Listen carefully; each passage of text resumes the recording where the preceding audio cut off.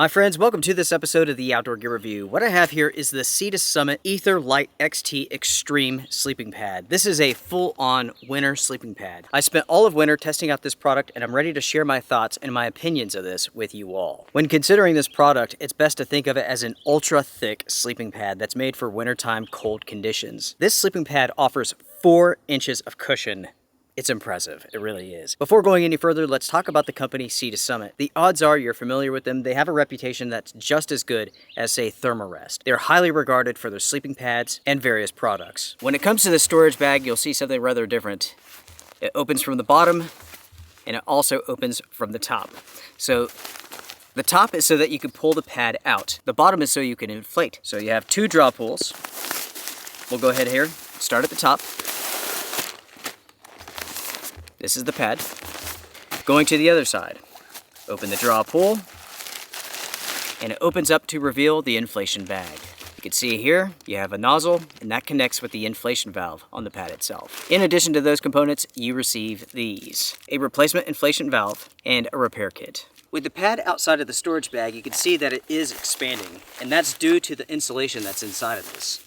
This features a thermo-light insulation, and as soon as you go hands-on with this product, you can feel it. You can feel it inside of the storage sack, and you can feel it with the pad itself. There's a layer of this synthetic insulation on the inside, and it's very, very soft, and also thick. Let's go ahead and inflate this bag using the inflation sack, which the company refers to as the Airstream pump sack. So you take that nozzle, you connect it with the valve, and off you go.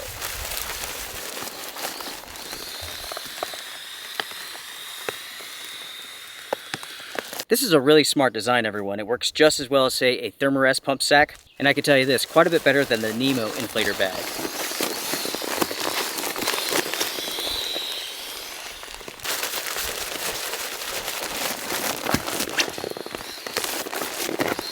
It took roughly 3 full bags of air to inflate this. When you're done, you simply disconnect them, and you're good to go. Now, with this valve here, it does have a stopper in it. So if you want to make this less firm in the night, you can. Check this out, everyone. Look at this. Look at how thick that is. It is very, very impressive. In fact, the overall design of this is equally as impressive as well. But first, let's touch upon some stats real quick. This is 72 inches long, 21.5 inches wide at the shoulders. It does taper down. It is 4 inches thick. The weight of this is 1.7 pounds, and that includes the storage bag, inflator bag, and repair kit. When it's stored, you're looking at 9.5 inches by 7 inches wide. As far as price, with this version here, the regular size tapered, it runs $200. By the way, this is the bottom of the pad, just so you can see what it's like. When it comes to the materials for this pad, the upper and the lower consist of a 30 denier and 40 denier nylon. You have thermolite insulation, and the R value for this pad is 6.2, which is rather high for an insulated pad. Now, it should be mentioned that there's multiple versions of this pad. There's a tapered regular, a tapered large, and there's a rectangular regular and large as well. Sea to Summit does offer different versions of this pad, which feature R values that don't go as high as this. Those pads will be lighter weight and less expensive. When looking at this pad, there's a few points to pay attention to. First off, you can see here that on each side of the pad, you have these baffles. They are raised, and basically that keeps you centered into the pad itself. Thanks to those baffles, it's difficult to roll off of this pad.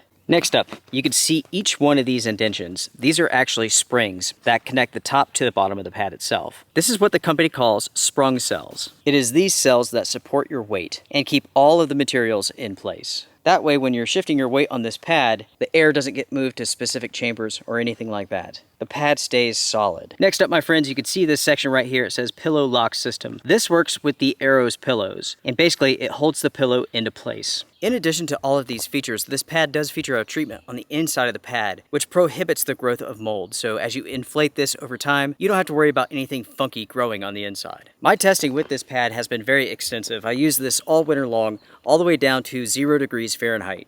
Fortunately, it didn't get that cold, only 0. At 0 degrees with an adequate sleeping bag, this was very, very warm.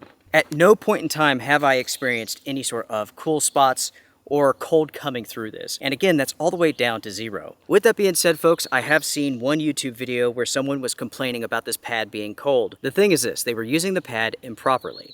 What they did was they let some of the air out, then they got cold. In a way, they stated what the problem was and also the solution, but they didn't actually know it at the time. I'm not familiar with that channel, so I can't say if they're like new to backpacking or if they're inexperienced. Maybe they just don't know this, but here's a tip for you all. With an insulated sleeping pad, it has to be inflated to its fullest capacity. It needs to be firm, and this is why. When it's firm, the materials are taut, and that includes the insulation. It's taut. This is true with this sleeping pad, and it's also true with like a Thermarest X-Therm. With those pads, it's completely different technology, but the principles are the same. When the pad is taut, what is giving the pad the high R value is pulled tight and it's closer to your skin. When you let air out, it begins to sag and it's further from your skin and you get colder. So keep that in mind, everyone. When you're going out on a cold trip, you have an insulated pad, inflate it to its fullest. It may not be the most comfortable, but that's the trade-off. Do you want to stay warm or do you want to be slightly more comfortable?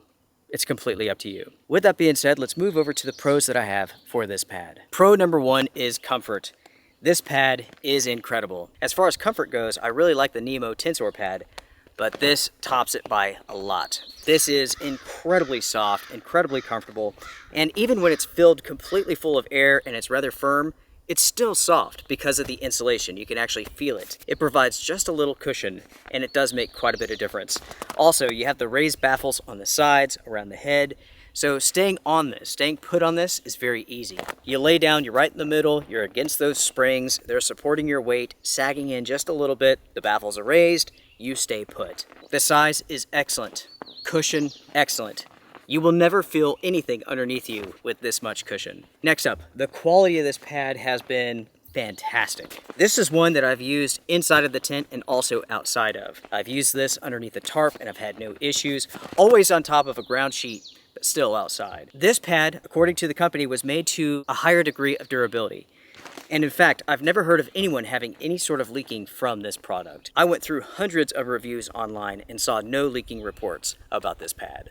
Again, everyone, the R value for this is very good, 6.2. That is a very warm sleeping pad. I use this down to 0, no issues. I've read of people using this down to -20 Fahrenheit with no issues. This is, without a doubt, one of the warmest air mats out on the market today. Because it's so thick, you can sleep on your side, on your stomach, on your back. Basically, any position that you want to, you're good to go. The inflation bag is excellent. The valve is also excellent. Again, you can inflate this with roughly 3 bags full of air. If you were going to inflate this by mouth, it would take quite a while because, again, 4 inches of thickness. This is a big pad. Releasing the air, thanks to the valve, is very easy. There's no issues there. And the last pro that I have for this pad is weight. 1.7 pounds for a 6.2 R-rated pad. That's not bad at all. Now let's go over to the cons. While I don't have an issue with the weight, I do have an issue with the size. When this is all compressed up in the storage bag, it is rather large and it takes up quite a bit of space inside of your backpack. 9.5 inches by 5.5 inches, it's huge. This could be the same size as your tent or maybe even your sleeping bag. Again, it's big, folks. The next con that I have with this pad is noise. You hear that? This is a noisy pad. Plain and simple, it's noisy. Insulated pads tend to be noisy. It is how it is. If you're a very light sleeper, this may be an issue for you. As you spend more and more time in the outdoors, you can move past this. You can move past the noise. It tends to be the least experienced backpackers, hikers, who have the issue when it comes to sound because they're already on edge. They're a little bit nervous about being out. They're uncomfortable. But as you gather experience, you'll sleep better, and stuff like this will not bother you. When it comes to the cons that I have for this pad, that's pretty much it. When looking online at the negatives people had to say, sound and noise was the biggest issue. And again, that really goes back to being inexperienced or experienced. But ultimately, that is up to you, whether or not you can handle the noise or not. Without a doubt, as far as wintertime sleeping pads go, this is killer. This is killer. This is a fantastic product. It is super, super warm. I guess the ultimate question is whether or not this replaces the Thermarest X-Therm.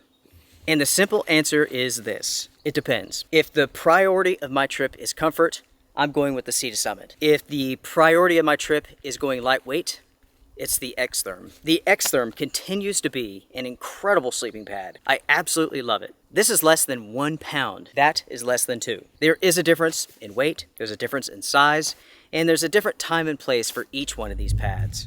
But in the end, do I recommend the Sea to Summit pad? Yes, I do. This has proven itself to be a very good product, a very warm product. Again, as far as it being warm, you have to use it correctly. For my review of this pad, that is it. Please comment down below, share your thoughts. Have you tested one of these pads before? Have you used one? Maybe you own one. What are your thoughts? Do you have any complaints? Is noise a con to you? Is it an issue? Make sure to hit the thumbs up before you go. I do appreciate it because it does help the channel. You can support The Outdoor Gear Review, which is agenda-free. I'm not here to sell products. I'm here to share information and my perspective, and that's it. So if you want to support a channel like that, you could do so on Patreon or here on YouTube. It is appreciated. You could join the Wolf Pack. Take care, be well, strength and honor. I will see you all again soon. Bye for now.